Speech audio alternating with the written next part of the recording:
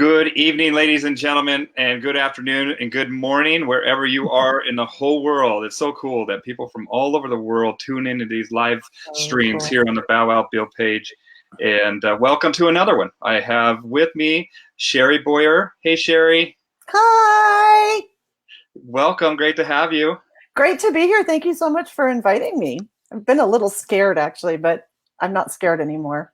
You'll be okay. We'll get through it together. Okay. And I got a lot of On my great hand.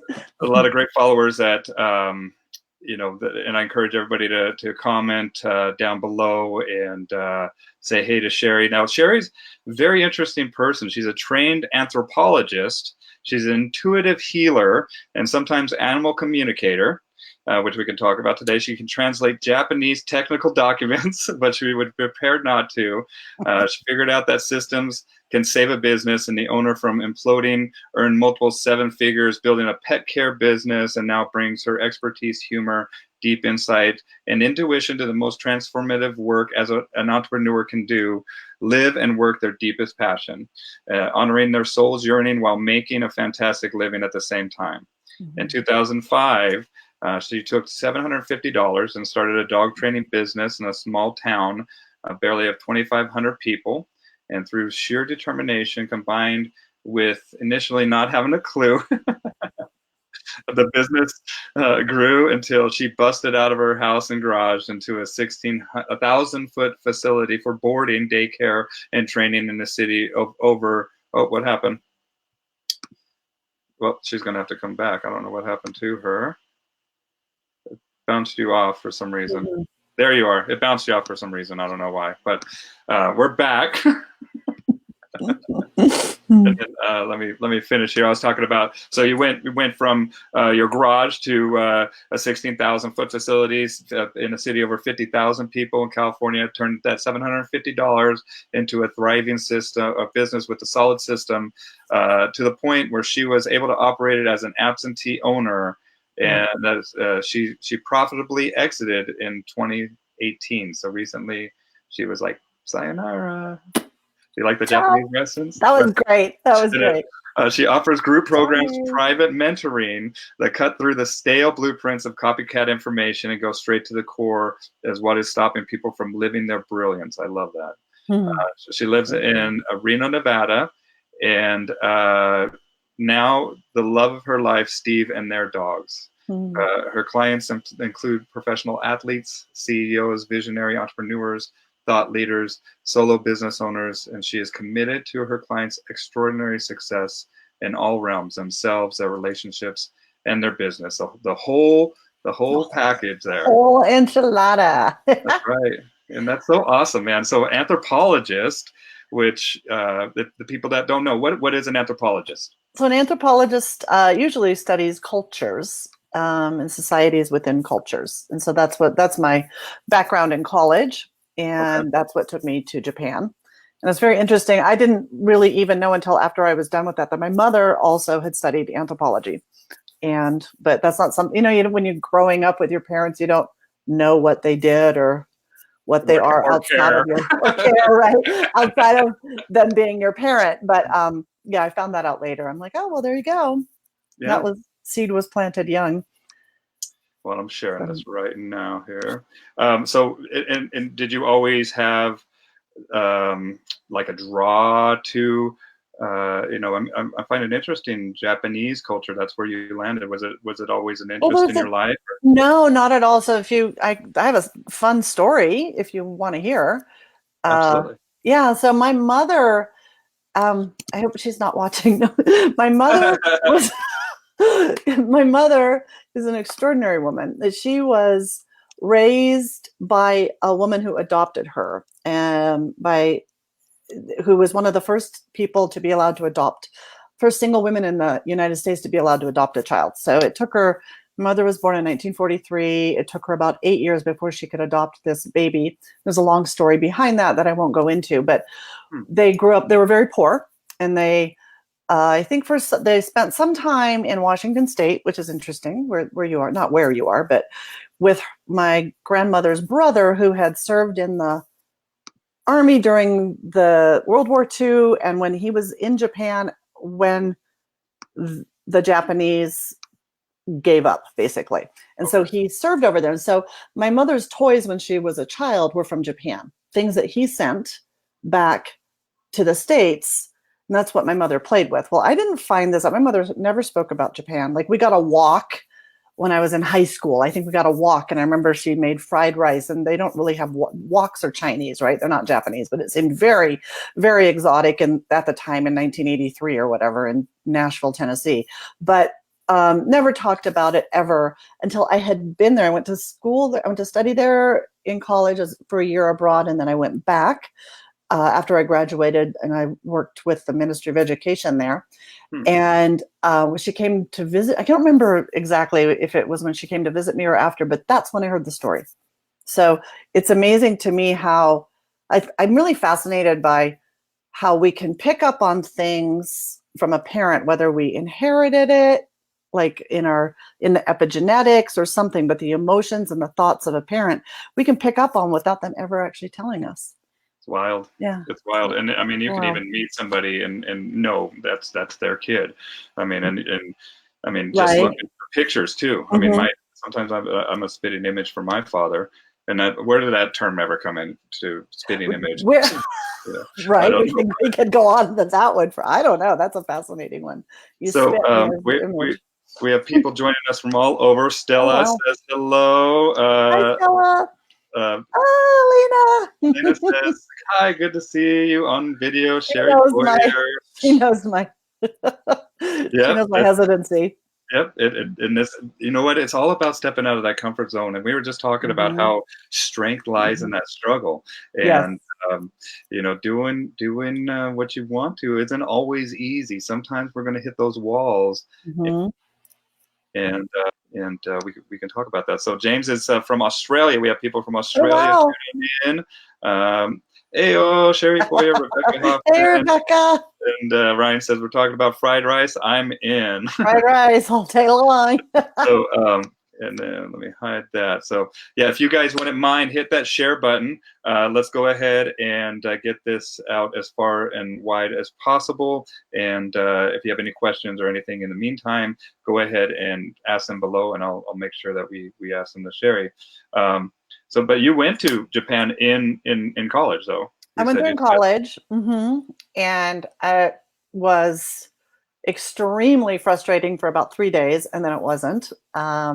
So I was totally out of my comfort zone, and then I just fell in love with it. And then I went back after college, and then I stayed for like 12 years.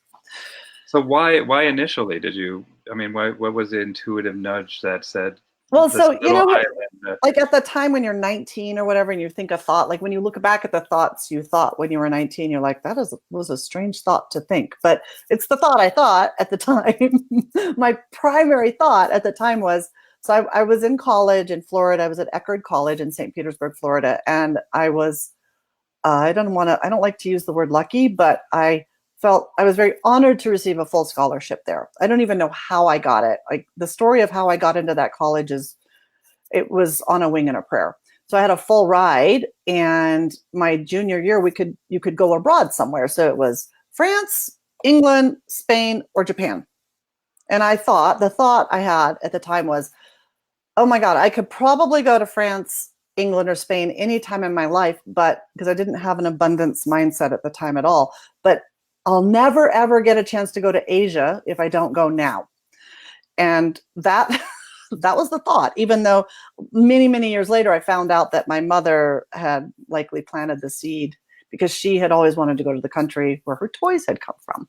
But it was never spoken out loud in our household. So I thought at the time, if I don't go now, I'll never get a chance to go. And now looking back at that, I'm like, that was such an interesting thought to think. But it was my mindset at the time was I didn't have the money. I would never, ever get a chance to do that again if I didn't do it now. So I hopped on a plane and went. Well, just like what we were talking about, how we get inherited some of these thought processes. Like right after your parents just experienced World War II, like you were saying, you know, during the time that they were here, and talk about depression. Literally, that's where they lived through the depression. right? Yep. And in that abundance mindset, and I can't wait to get it started getting into this abundance and the Hmm. mindset stuff with you. But this is where it might make sense as a 19-year-old. Like, I need to take advantage of any opportunity that's handed to me, because you Yes. never know, because Yes. literally the generation before you had everything, the rug swept out or pulled out from under them. Completely out from under them. Yes. And so, And yeah, it was an extraordinary opportunity, and I jumped on it. And I even the airplane ticket at the time, I had a full-time job, but all my money went to like living expenses. And so I'm thinking, how am I going to get on the plane there? And somebody in one of the offices said, oh, there's this scholarship through Kodak. It's 500. So if you apply for it, you might get it. It's, remember Kodak? I don't know if people who are on here even know what Kodak is, but Kodak had a scholarship for $500, and they said, well, go ahead and apply. You might get it. Well, I applied and I got it. And it turns out I was the only person who applied. But I thought the whole time I might not get it, but maybe, maybe they'll like my essay or whatever. Well, there was nobody else to give it to. So I was like, yes, I got that. So I got I got a Korean Air flight for $497, my round trip flight, included taxes, and had $3 left. what year do you remember? In 1987. 83? Oh, 7. Okay. So I graduated from high school in 85, and so I went in 87. Yeah. So I think you could still get flights back and forth for almost like $600 if you. Oh, you can. You can find good deals, especially Isn't from that here, crazy? Seattle. I mean, Oh yeah. Japan, the Japanese population is huge here. I can't wait. We were just talking about that. I have some friends over there that are wonderful artists, and I can't wait to go over there and work with them. And they're so technical. Yes. They're so, and their work ethic is something else. I mean, it's amazing. They are perfectionists, and they will actually perfect something. It's the most fascinating thing I've ever seen.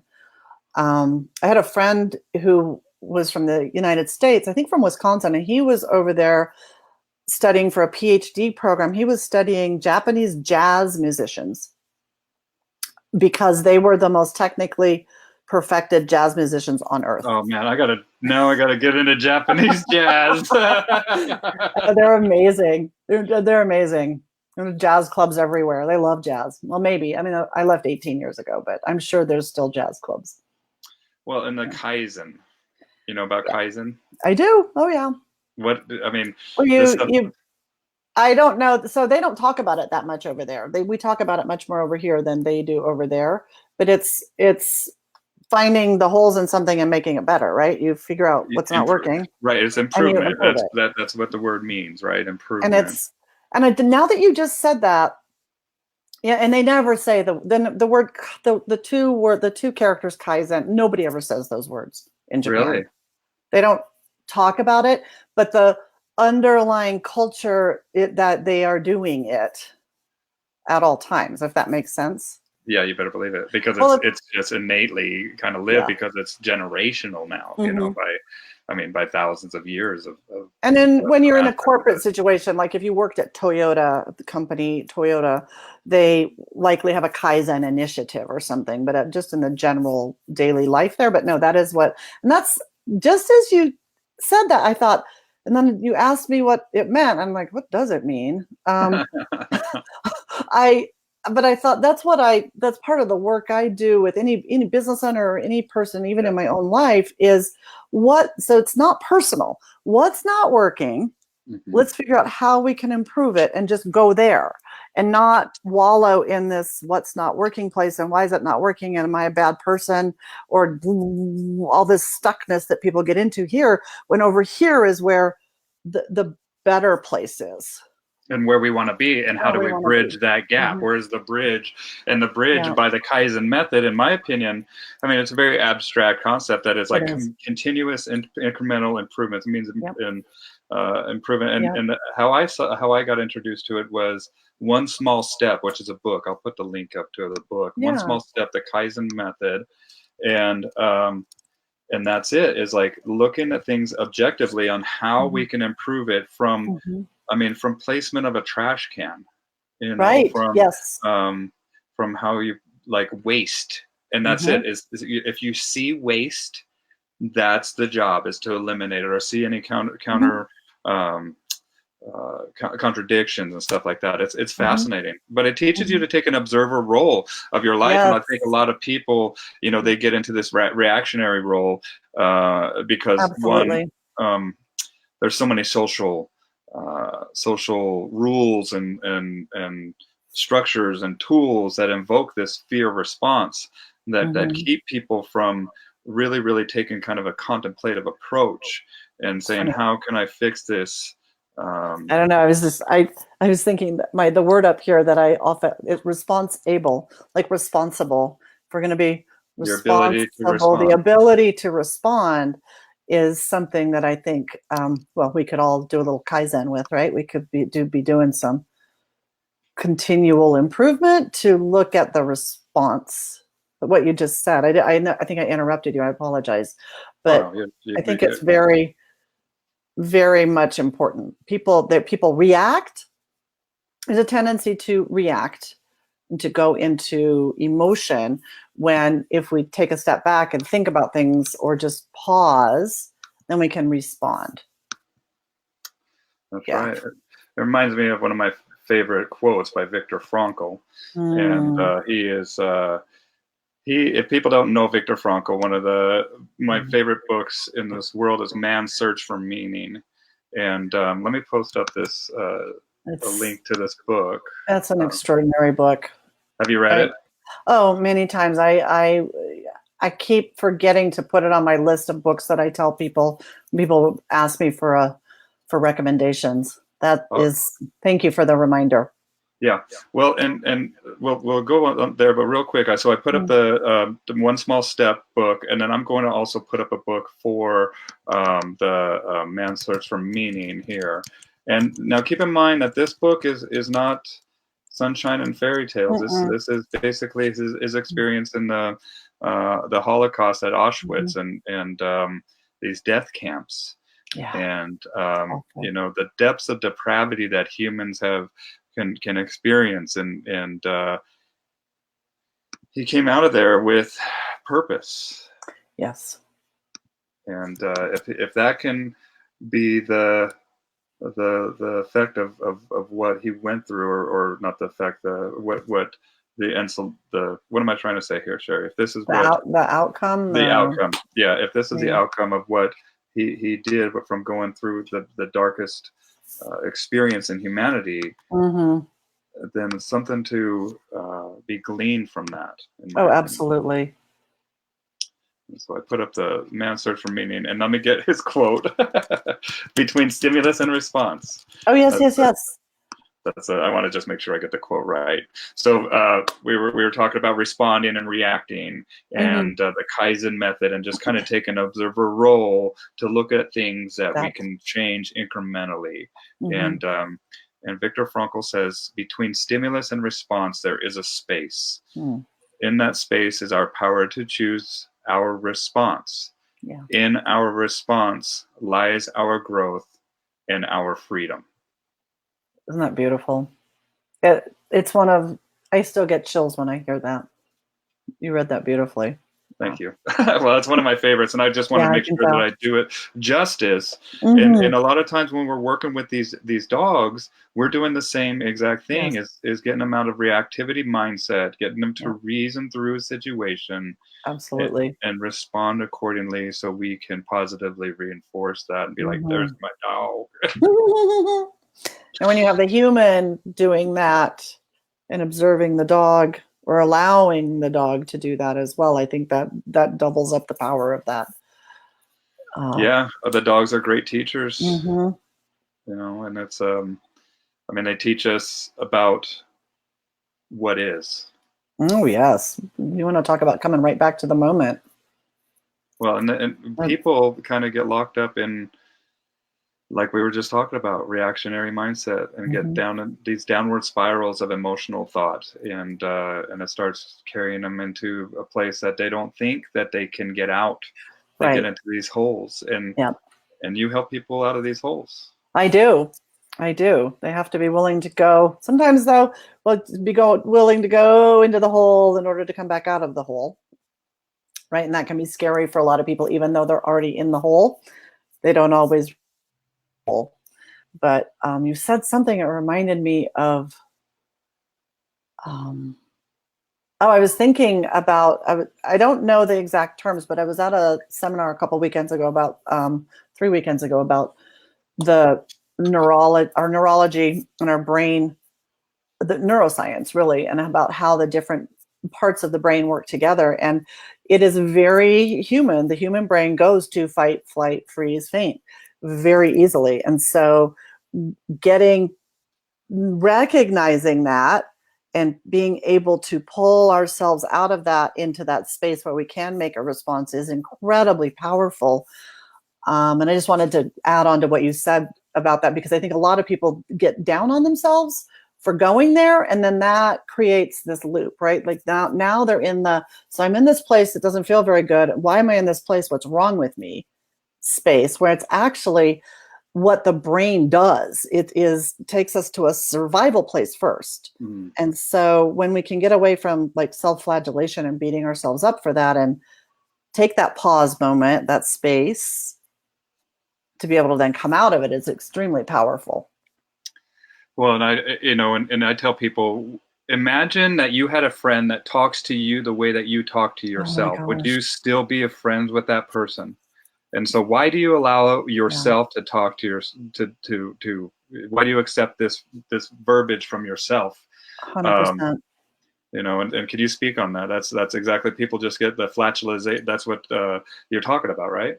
But it absolutely, and I think I've worked with several people who have that as it's almost a mantra that comes out of their mouths, and I think it comes from.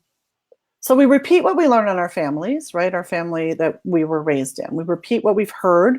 We repeat how we had to become to be able to feel safe in that environment, and so it may have been said to us, those words may have been said about somebody else. They may have been said as sarcasm or to be funny, when in actuality they're not. And so as a child, like what we hear, we're taking in every single thing that we hear and observe around us as a child. And by the time we're 9 years old, a lot of that it's not set in stone, because the brain is super plastic and super fluid, and we can change so much. But how we are at 9 and all of these things we've taken in up until that point then becomes what we move forward with, if that makes sense. Yes. As we become adults, as that prefrontal cortex comes on board when we're 25 to 29. The studies used to say the prefrontal cortex, which is the place of the brain that is like where we figure out choices and consequences, cause and effect. Mm-hmm. They used to say 25, 26. Now they've extended it to like 29 or 30. Okay. Which is fascinating. So whatever the brain studies are showing, that it may take for some people longer for that to come on board. I'm going to try and circle back to my point, which is this self-flagellation, this how we talk about ourselves, is so non-conscious. People don't even realize they're doing it until somebody like you or me or whoever is, and I find it a kindness actually to yes. point that out to people. Like, it may not seem kind, but it actually may be one of the kindest things someone will ever say to someone, is what you said. Would you stay friends with somebody who, if they talk to you the same way you talk to yourself? Yeah, think about that. Yeah. Think about it. But it's a habit. People don't realize they're doing it. And also it's part of a culture, right? Like, we have this jokey, put like some friendships where we sort of put each other down, but we try to outdo the oh yeah, I got a few of those. Right? I mean, it's like the barbershop scene in that movie, it's so good. What is it? Coming to America? No, Gran Torino. Oh, Gran Torino. Okay. Well, I was thinking about like Eddie Murphy with all the barbers where they're razzing each other, So I'm sure Gran Torino took the same, like that same scene, but just put it in a different movie with different actors. Yeah, where they're razzing each other, and he's teaching the Hmong immigrant kid how to be like an American man, which includes razzing each other. Yeah. So that's a part of the culture. Yep. Yeah. Right. And then. But our brain takes these things literally. When we talk about ourselves in these ways, the brain takes that as a literal statement, and it believes it. And so you're creating more of a myelination, more of a more connection in the parts of the brain that connect things, where it actually it not only starts to believe that, it does believe it. And so that contributes to the spiraling down into what you were talking about earlier. Well, and it's interesting too. I mean, just the child development too, the brain waves. I mean, looking at alpha and then the change in the frequency at 5 to 8 years old, they're starting to form that analytical mind. But before that, they're just sponges. They're just taking that all in, and that's why we can teach these young kids multiple languages, and that's interesting that you didn't know Japan when you were a baby, right? You learned that later. That's wild. Well, I want to talk about that, but I also, want to touch on what you were saying about the mind doesn't know the difference. And there's books out there that prove that it doesn't know the difference. There's a book called Inward Tennis. There's a book called Inward Skiing, where we put these functional fMRIs that we can take out in the field now and watch and have these athletes play their sport. And it started with bobsledders, and then they would take them and put them back into the science lab, and then they would have them just sit in a chair and imagining, and the exact same areas of the brain lit up as if they were playing it.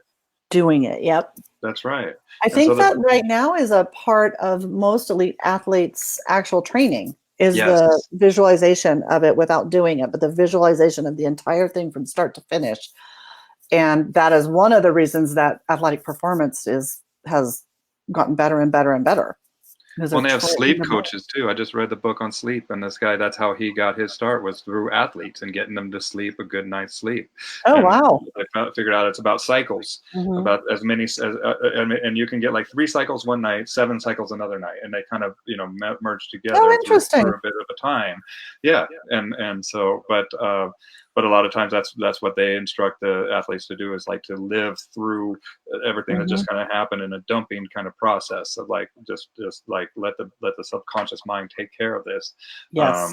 And focus on the tool of the trade, which is your body, basically, and that body needs to regenerate and needs rest. And so sleep is very important. And also just being in the best mindset for that, so the performance always increases and gets better. Nicole just says, I was just given a book called The Untethered Soul by Michael Singer, and it goes into paying attention to that voice and separating yourself from it.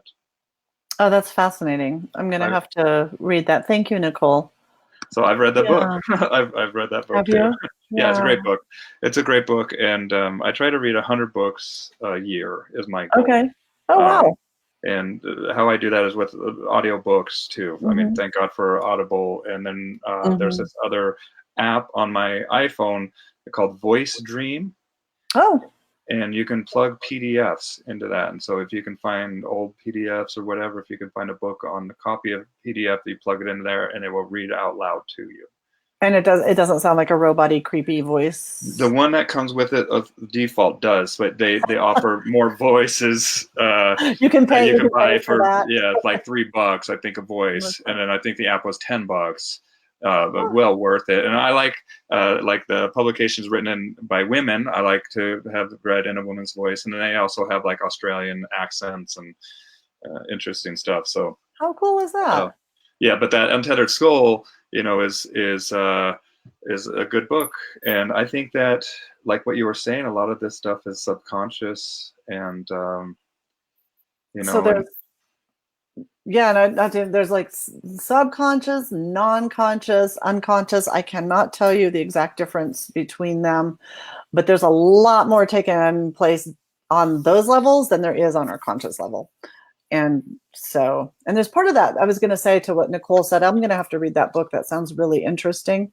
There's a part of, yes, absolutely separating yourself from the voice. But what I think a lot of people attempt to do when they hear this voice of the putting ourselves down or whatever that voice is saying to us, if we try to squish it down and pretend it's not there, it's going to get louder and worse. And so there's a piece to acknowledging it and thanking it for whatever it's trying to do, because it's trying to do something. We decided when we were 3 or 4, when every single word that was coming in, that we heard from outside, we took literally. And even if it wasn't said to us, towards us, or about us, we may have taken it as about us, and we made meaning out of that. So at some point in time early on, we decided that this meaning meant something, and it had a purpose. And so when we, it sounds really crazy, but I'm just going to say it, when we talk to the voice and we acknowledge it and thank it and ask it if what it's been trying to do for us, sometimes that just helps it to go away. They're not just go away, like maybe it decides to take a different space where it becomes an observer as well, instead of a haranguer, Yeah. a yeller at her because it's not getting enough attention or whatever. Well, and there's some, that are like even unhealthy thoughts, like weird thoughts that just pop up, and acknowledge it, and just be like, okay, that's stupid. I don't know where that came from, but that's there, Hello. but it's, I mean, and it's interesting where our mind will go, but I think that, that observer role and looking at your mind, I mean, there's functions of your mind that one is to keep your body functioning so we can all live every day and breathe and drink and eat and enjoy this life. But we have 98.6 degree temperature. My circulation is going, and I'm not even aware of it. Goodbye, darling. My wife is leaving for yoga. Bye, sweetie.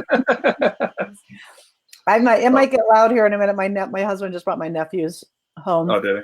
And they're gonna, they might be screaming outside the door. Yeah, like more yelling. You gotta love life, Life yes. Yeah. And what was I just saying? I don't even know. What were we just talking about? My wife is distracting me. If you could remember, what would it be? Yeah. Geez, I don't even know. I kind of just got off track there. But yeah, the children's mind, and that's why kids think that everything's their fault. It doesn't matter what's going on. It's just like, I did this, and it's just because that they are just kind of taking it all in as data, and it's they take it in as data, and then the brain changes it into meaning. And sometimes it's not, and most often it's not the meaning that was meant or intended, right? Yes. Yeah. And then it's held on to. Yes. And then that becomes, a lot of times too, people will, they get attached to their story. Oh, golly, yes. Oh, boy. What does that mean to you? Because I tell that to people, don't get too attached to that as your story. And some people are like, what does that mean? What does that mean to you? What does that mean to me? Are you asking? Yes. What does it mean to get attached when somebody's attached to their story? So, I mean, it happens all the time. It happens with almost everybody, or can get attached to whatever story that they've been told or have been telling. I think whatever the story is provides a comfort place, and the brain always wants to go back to comfort and not go into discomfort. And so the story, whatever it is, has created a meaning that we have believed. And so you ask such good questions. This is, I could talk to you for days. The story is likely not true, but because we made a meaning about it and then we created a belief around it, the brain there's a part of the brain, and I cannot tell you which part it is. I have it in a notebook, like right here, actually. Probably the reticular activator. Probably. Is it RAS? Yeah, something whatever, like that, where we see it and it locks it in as something that is true. The story gives us, it allows us to feel as if we have some meaning in something, even if the meaning is not positive. It doesn't matter if it's positive or negative. It means there's meaning. The story gives attention. Some people, I used to make a joke about it, but it's not a joke anymore. I would say it's not that people who've been labeled with ADD, it's not about that at all, but the actual words, attention deficit disorder, I know it means that the brain has a problem focusing and doing strong attention on certain things. But in the American version in my mind of ADD. Like, people are desperate for attention. And so the story can give attention. So I call it America has an ADD problem. We have an attachment to story because somewhere along the line, the story may have gotten us attention, whether the story is true or not, but we hang on to that because it got us attention that we're craving and desiring and feel like we need, but it may not be the kind of attention that's actually healthy, likely not healthy. Yeah. Same as attention that's mimicked on these social media platforms that literally Yes. they can measure the oxytocin that is released when we get the thumbs up, you Yeah. know, and we need to be aware of it. What is it that dopamine? There's a dopamine release, right? Mhm. When that happens, an immediate dopamine release, and yeah, there's good big stuff. Well, we get addicted to that, and we get Mhm. addicted to it. There, we have a pharmaceutical company right here in our brain, Yes, and we do. you know, I'm guilty of it too. I'm not. I'm not saying that. You know, I'm above it.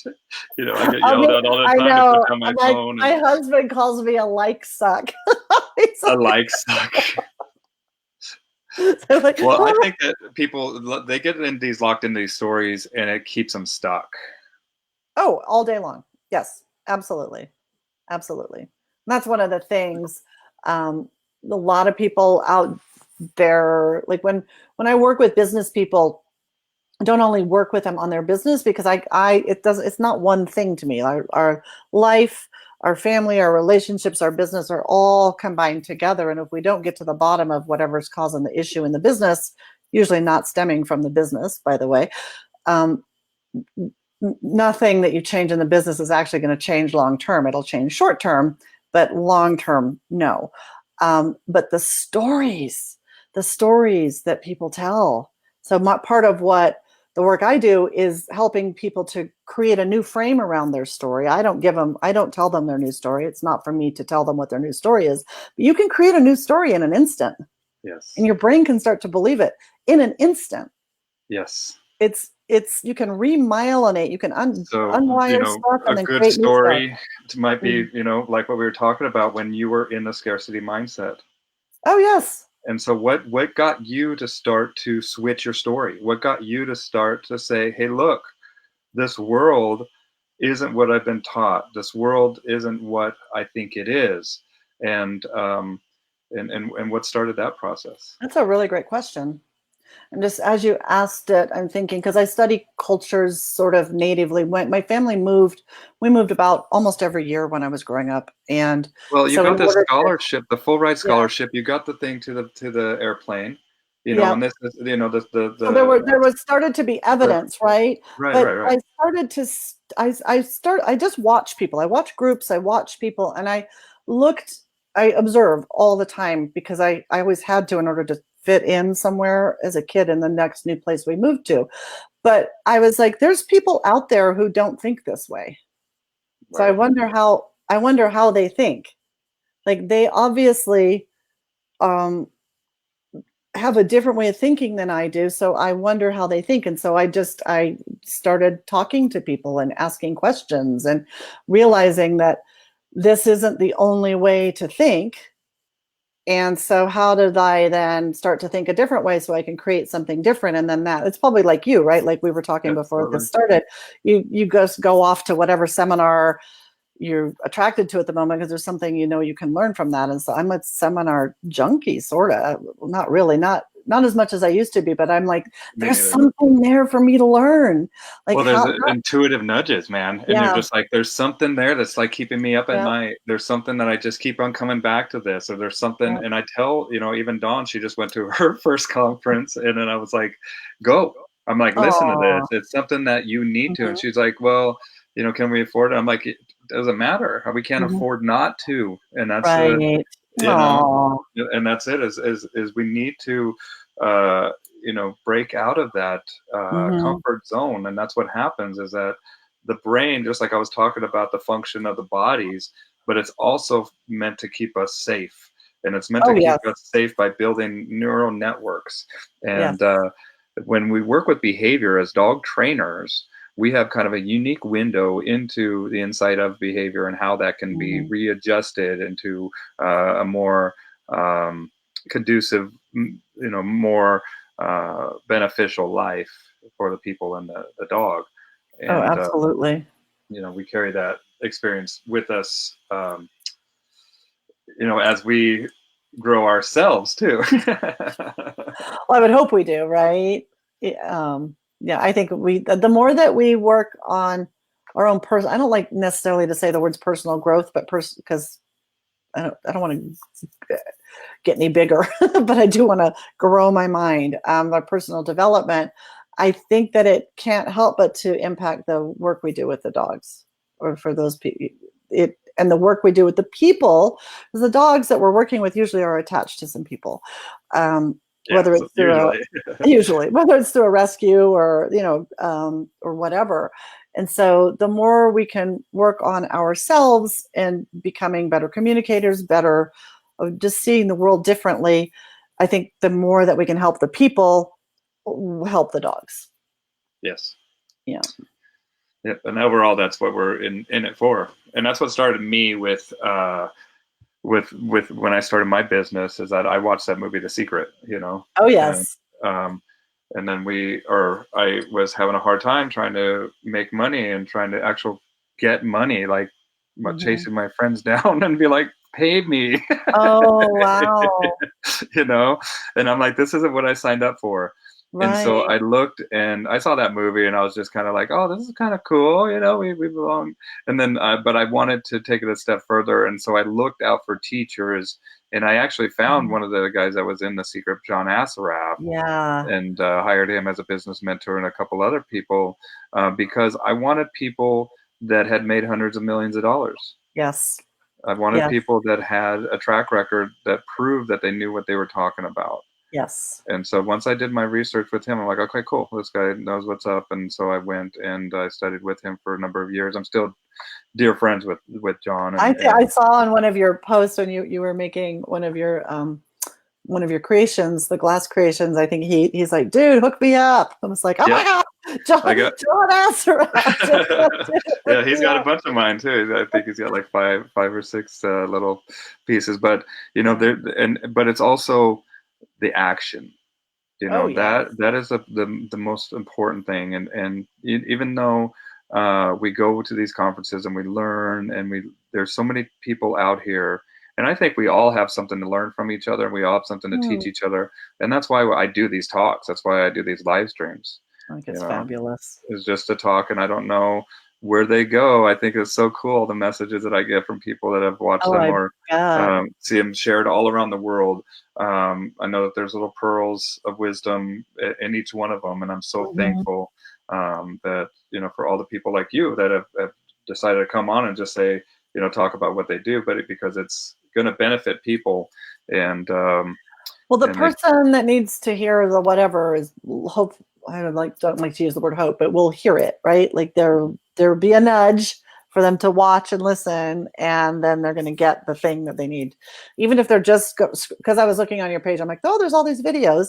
Yep. You'll get an intuitive hit on who you want to hear talk, even though you might not know, and then boom, that might be what you needed, Well, the and I've been pearl you uploading needed them to. to YouTube as well. And the cool Oh, thing very about cool. YouTube is that they just play, And so Mhm. I was on my torch working on the glass studio, and a lot of people don't know I work below glass too. I've been doing it for 3 years now, It's and I'll be amazing. starting to sell my glass. I'll have to put up a link down to my glass Oh, page. please do. Bill, you're gonna be so busy doing that.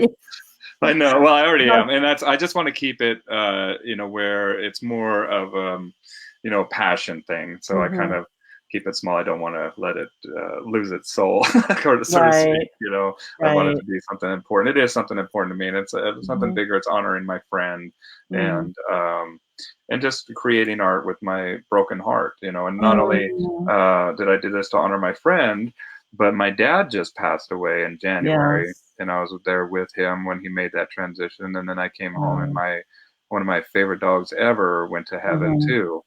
It's been And quite a year already for you. that's right. And so I've been kind Yeah. of just laying low, and that's why I haven't done too many of these live streams. But Mhm. you know what? I'm lining them up, and I'm going to do a lot more. Just because I think they're cathartic for me too, just to talk to people and get to know them. And it's amazing what who we share this world with. It is that I I think I don't know if I'm going to do this, but I'm like, there's so many fascinating people out there. If we just ask them a question or just take the moment to talk, or to not to talk, but to talk with them, not to talk at them. There's some incredible people everywhere, like just next door, likely. And I really love that you take the time to just make that a priority in your world. And I hope that it goes out there for other people to see that maybe, there's so many beautiful people out there doing so many interesting things and we don't know what they are until we talk with them, Yeah. not just on social media talking, but literally talking with them. And my husband this morning, we went to Home Depot because we moved to a cold air. It's hot in the summer, cold in the winter, and we've been he's a California native, so it never got cold enough to freeze a pipe. So we bought this house last year, and then we thought we followed the instructions on the pipes, but we didn't. And so the sprinkler pipe burst while we weren't here, and apparently we flooded the neighborhood, and we didn't know, and nobody knew how to get in, and it was a big. Anyway, that's how we met all of them. Welcome. Hi. We got called by the water company. You're using an inordinate amount of water. We're like, oops. But anyway, so we're finally here, and goes to Home Depot, takes the whole pipe thing this morning, and he's in line, and the guy behind him, an old rancher. So now my husband's been invited out to the old rancher's place down the road because he took the time to have a conversation with him. He's like, yeah, you go by the pond, and then there'll be 20 alpacas, and you turn right at the dirt road past, and then come out anytime. Don't even just come out. We'll have probably Folgers, but have some coffee. And because they chatted through line, and the guy hadn't had anybody talk to him in a while. And I mean, he probably knows more about this area than anybody. Well, not anybody, but a lot of the people who are here like us, right? Brand newbies. Yeah. But I just went off on a tangent, but you never know who you're going to meet or what you're going to learn, or, what kind of gem you're going to find. Like pearl, that's the word you said, pearls. Well, and we're taught, and this is part of that programming that we've had as kids, don't talk to strangers, and it's been kind of indoctrinated, to kind of stay in our own little shells, And I always make friends with people. I always, I'll be chatting it up with people all the time. I just am fascinated by people, and I'm fascinated. And that's one thing that I miss about bartending, was just feeding people drinks and just. For a long time, I was, for in downtown Seattle when I met my wife. We've been married 15 years, so, 20 years ago when I was in my early 20s, bartending and just talking to people and just getting to know them, and people from all over, all over the world would come there, and they're and not only that, but you get a network of people, and your network is your net worth. Absolutely. You can cash into that. You can find out stuff that, just like what you said, you're going to have a learning curve that's going to be shortened dramatically because you have a local there that can teach you a lot of stuff that you would take years to find out on your own. Yep, absolutely. Just from talking to somebody. Yeah. Love what you're doing, Bill.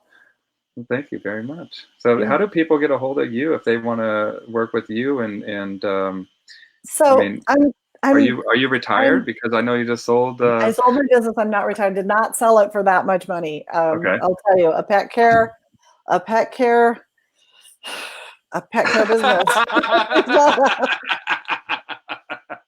Let's just be really honest. It is a high labor business. It is it's what's called low margin at the end, like unless you're doing it all by yourself. It's a labor of love.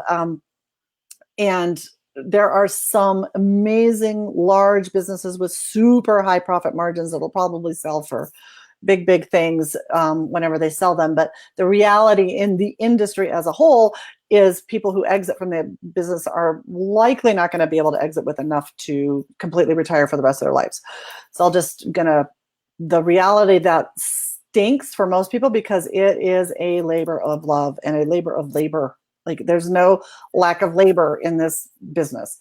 But so to answer your question, I am not retired, but I have a consulting business. I built it based on word of mouth. I don't have a landing page or a squeeze page to save my life. In fact, my websites are all kerfluffety right now. I don't know what happened. I changed my hosting plan, and people, if you go there, it says, would you like to download this website? So don't go anywhere. I'm in the middle of fixing all of that right now, but I have my own Facebook page. People just usually message me, or I also have a Facebook business page by my same name, Sherry Boyer, and can message me there. I will be this year putting more of a, I don't know what you want to call it, polished, concerted effort, like into something where people can come into a funnel, an actual funnel, and go that way. I think that's something we're launching probably in June, where people can get on the email address list or whatever, and then book a call. But right now it's just people message me. I just am who I am, and not very formal. I am very boundary. I am very lots of boundaries, though. I teach about boundaries and how to not only set them, but uphold them with compassion and love. And so I'm not always casual. So talk about the boundaries. Oh my gosh, it's one of my favorite subjects, because I was a boundaryless individual floating through the world. I think so many people are, and not only that, but you say that it's low margins unless you're by yourself doing it, but that's still low margins because you're not going to be traveling, you're not going to be, you're going to be locked in. Then you have to, in order to travel, then you can't have it. There's no money coming in when you travel. Yeah.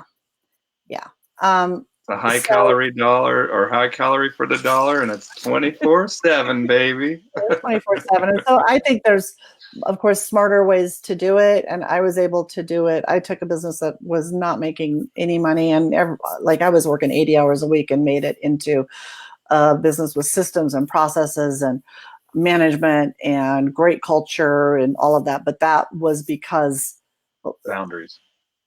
I set boundaries. But I also learned how to do that, right? I did not know how to do that out the gate. I had to figure out how to do that in order to basically save my own life. My husband, I don't know if you know this, but my first husband, I call him my starter husband. He killed himself in 2009, and I was in the house. Yeah. So when you talk about your friend, do I get a big place I have a big place in my heart for you. Okay. And so when that happened, and I was in my business as heavily as I was at the time, and then I couldn't be, because I had a big PTSD response to noises. And so I couldn't go to where there was a lot of barking, which was at my business where there are 100 dogs a day.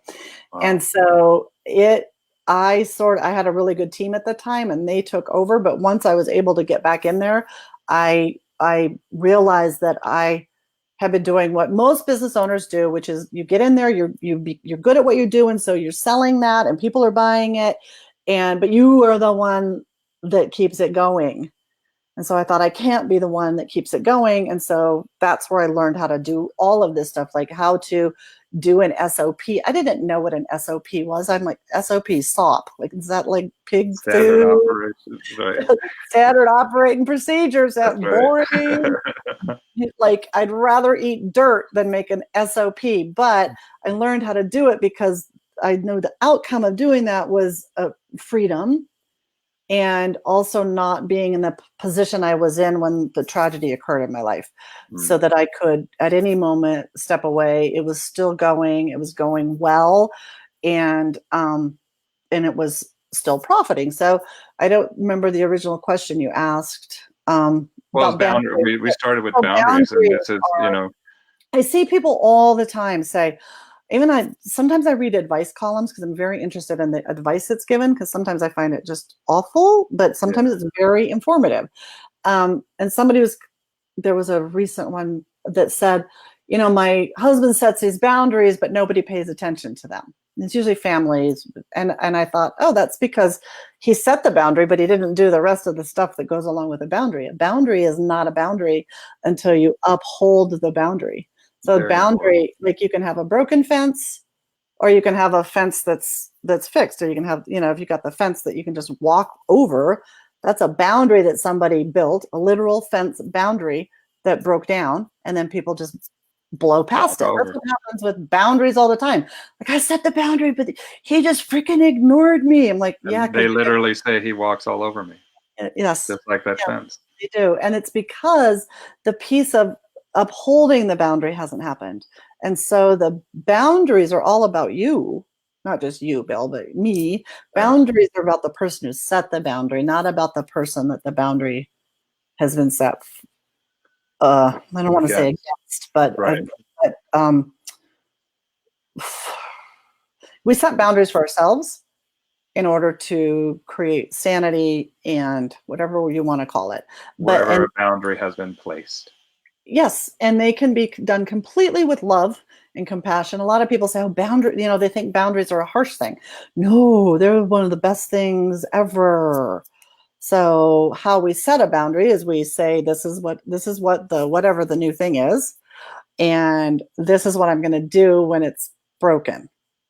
And then when it's broken, which usually will happen because people will test because they don't believe you, because you never held it up before. You never fixed your fence before. You let the whole thing just sit there in disrepair and let everybody walk all over it. So they're going to test it because they don't believe you. So when they test it, that's when the work starts. And what is that work? I mean, it's upholding. It's do what you said you were going to do. And that's not going to be comfortable. Often not comfortable. Often not. So what, I mean, I think this is... So for example, so you want me to give you an example? Absolutely. I think this is huge. I think this is one of the big pearl, just like I was saying earlier, the boundaries, and just like what you were saying, I think that people, when they think of boundaries, like you're cutting me out, and instead of, it's not about, and I get that you're saying that I don't like to get the against, but this is more about encapsulating me, or giving me a space that I can process and thrive and be the best I can be. Yes, exactly. It's about giving ourselves a safe space and not requiring that others give it to us. We have to give it to ourselves. And so how do we do that? We have to go look at, so I teach I have a whole an online program, but I teach the same thing to people. So the first thing is to figure out what you're tolerating. Okay. So when you figure out what you're tolerating, you could make a whole list. Boom, boom, boom, boom, boom. It could, when I first made my first list of tolerate, nobody taught me how to do this. I was just like, I'm tired of this and this and this and this and this. And so I made my list of the things I was tired of. And I was like, oh, now I have to decide what I'm going to do with the list.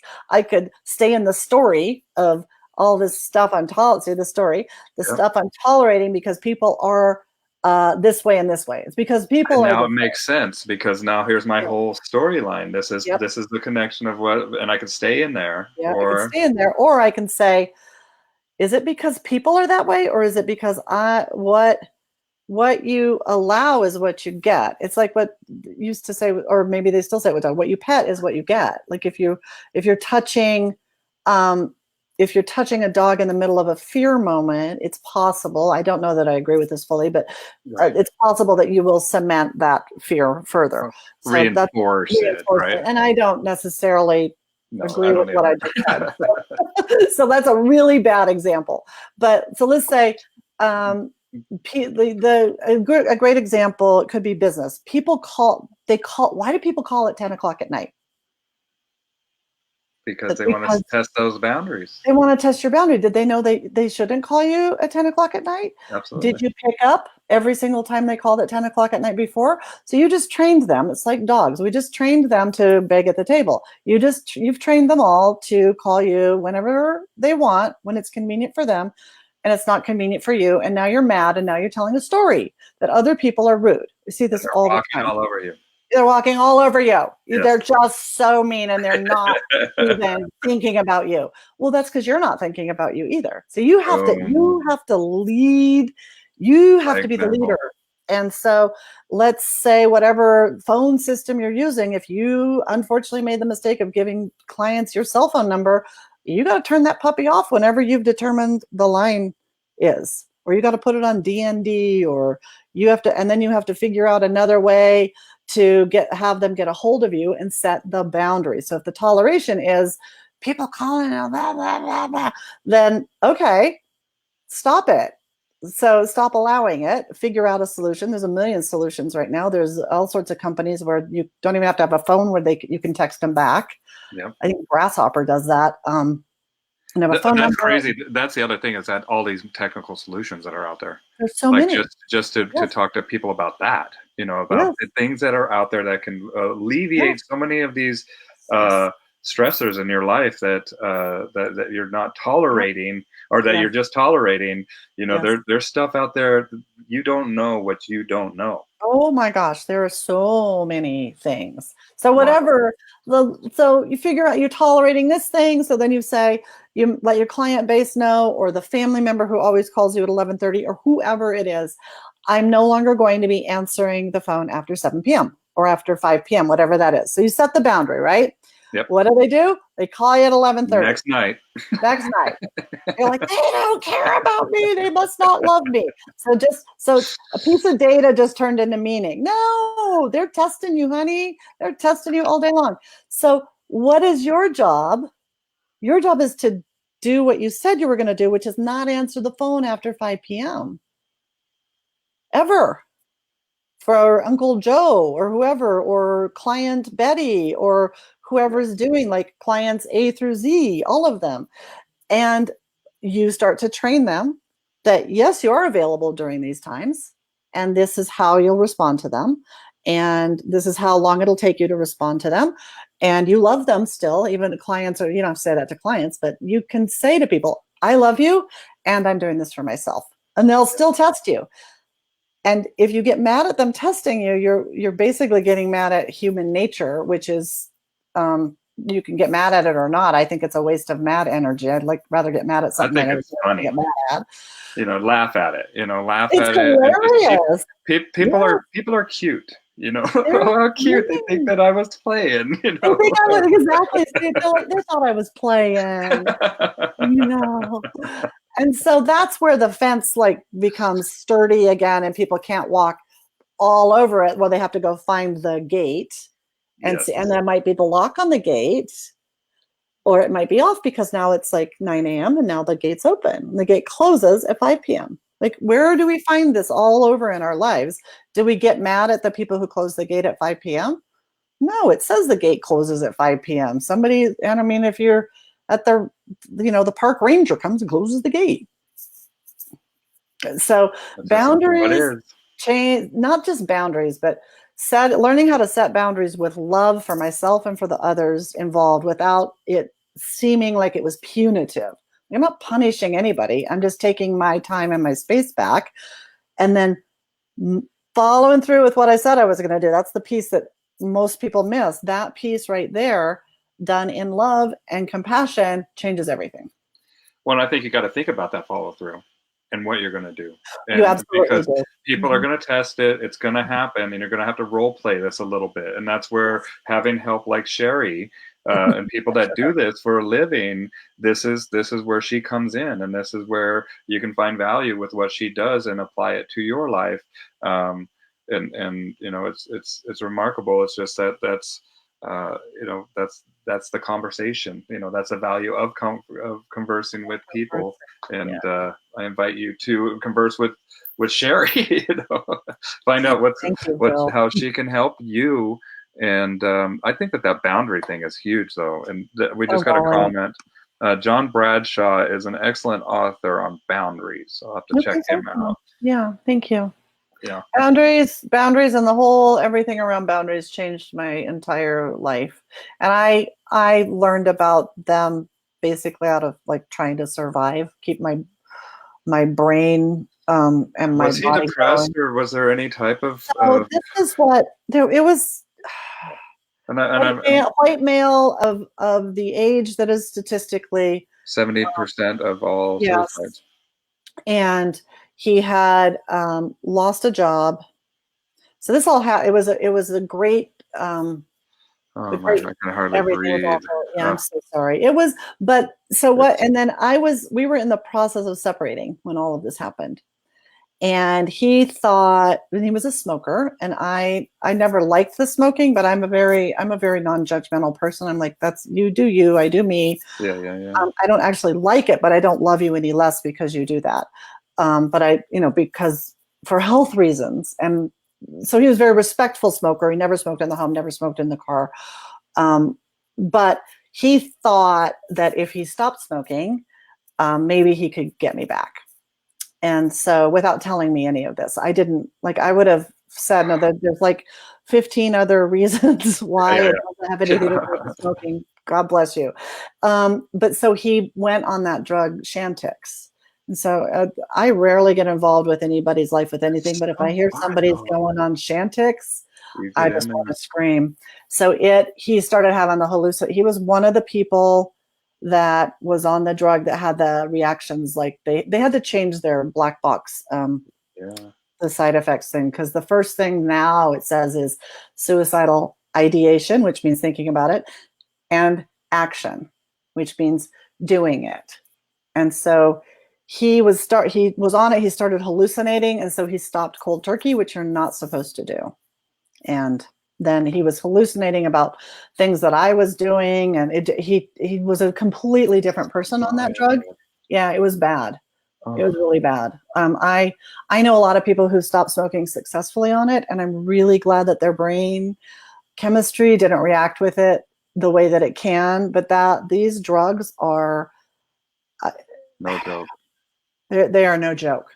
They are no joke. I know people who had a father who went out in the field and shot himself with a shotgun and were fine their whole lives, but they decided to quit smoking. Some doctor prescribed them Chantix, and then boom, there was no reason to it other than their hallucination told them to because of a drug. I'm pretty outspoken on Facebook about big pharma, and there's many reasons why, and I don't always talk about the suicide because it brings some attention sometimes that I don't really. Yeah, it's wild. Well, people it is a weird thing that makes people, their mind go somewhere, and they get salacious when they're not comfortable, and yes, but it needs to be talked about. It does need to be talked about. It needs to be, the light needs to be shined on this, because even though it makes us feel uncomfortable, this is something that's a problem it's a huge problem. Like, and my first people don't know about unless you talk about it. Yeah, and that's one of the reasons why sometimes I do talk about it.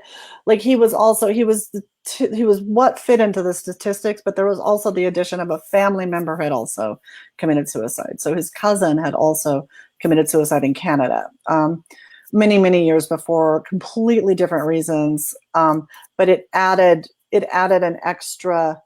I actually been studying suicide ever since I lost my friend, and here's one of the choice of a lifetime. This is another thing, and what is that? This is a choice of a lifetime. This was Can you show that? This was returning from the brink of suicide, and this is how people. Choice of a lifetime is a celebration of the resilience of the human spirit. 6 diverse people turned back from the brink of suicide, speak candidly about the roots of despair and circumstances that took them to the edge and their journey back to health. Wow. I don't know. Is that a documentary or? Yeah, and it's only VHS. I can only find it, and these were. It was a lot of money too. Like people need to know this stuff. And well, if you there's a service. I'll help pay for it or whatever, if that'll take it from VHS to DVD. Okay, you want it? Yeah. We'll get you a copy of this. Absolutely. Well, I'll pay for whatever that is, because I would love to be able to share that as well, because there is a piece in the human spirit, a piece of resiliency that I think you just talked about that is so incredibly important. And I don't know how or where or when we tap into that piece with people, and I don't know that it can come externally or if it has to come internally, and it's something I'm deeply fascinated with. Yeah. Well, the whole notion of death, and we belong to a death public culture, all that stuff. But yes, we do. And then taken into the step further of your own, by your own hand, and geez, it's something that what a heavy subject to end on. But like I said, with love, compassion, empathy for each other, there's nothing that we can't talk about, because we have to Mhm. figure some of this stuff out. And Mhm. if we see somebody, and I talk about this because I've been in those holes. I've been in Mhm. those dark holes. And even with the death of my father, and like I was saying earlier, how I was kind of laying low here for a bit. Mhm. Um, but there's value that you can help others through your experience, Yes. and I had no clue about your husband, and but now, that experience is going to help others as well, right? That would be my deepest desire, is that people can see, like, there was so many pieces I took out of that. Like, there was a while where I wondered if people would blame me, and some did. His family sued me. I had to go through a lawsuit immediately after this because that's a whole nother story. They blamed me for it. And that was another piece of my personal transformation, personal development, was And boundaries. realizing boundaries and realizing that the story they were telling wasn't true, and that I never would have made that choice for him ever, and that the choice he made for whatever reason was his.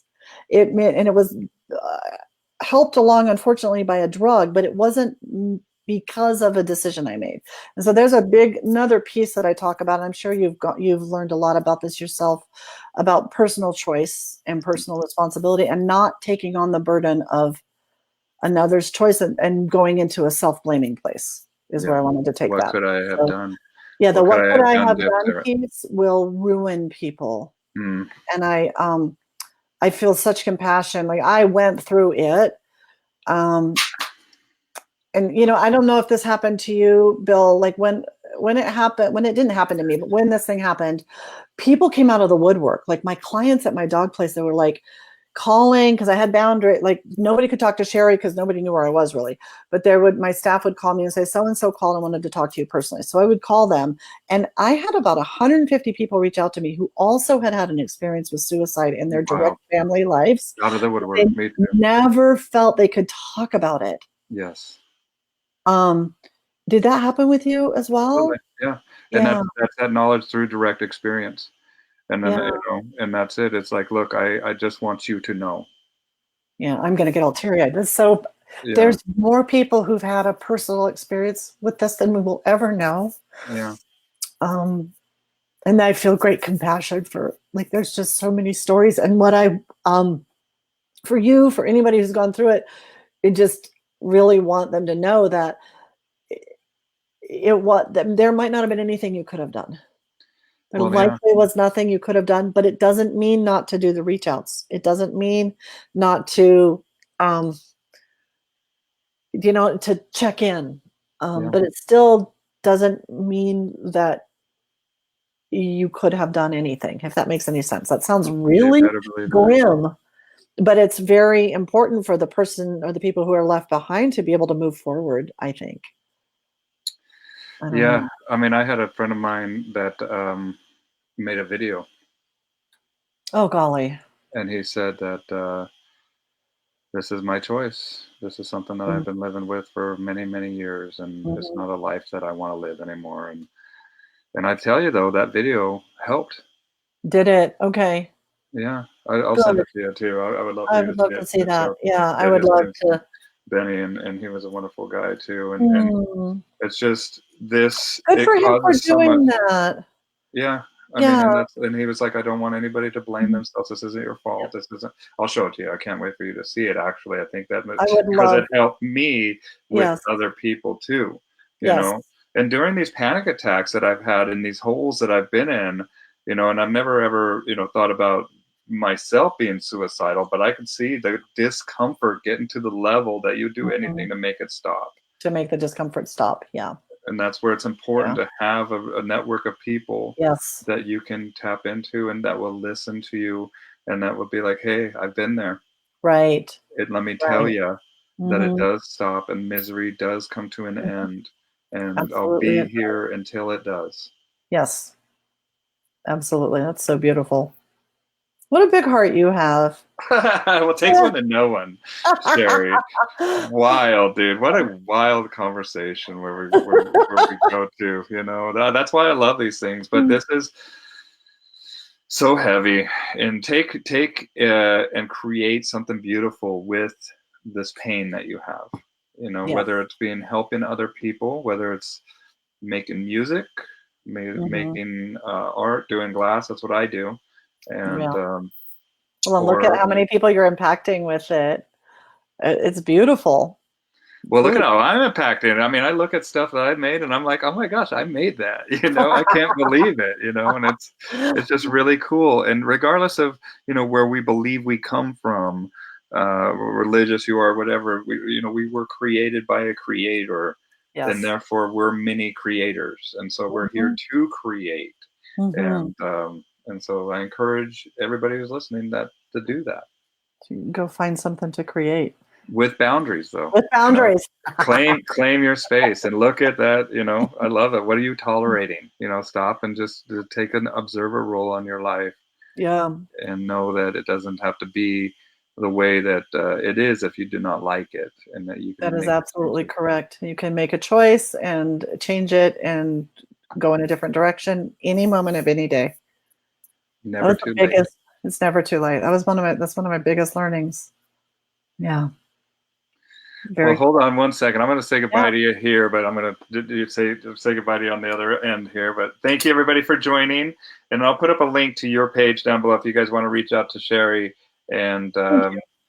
you It's betcha. been a pleasure. Thank you so much. My Thanks for pleasure. everybody for watching. All right, you guys. Bye, everybody. Bye.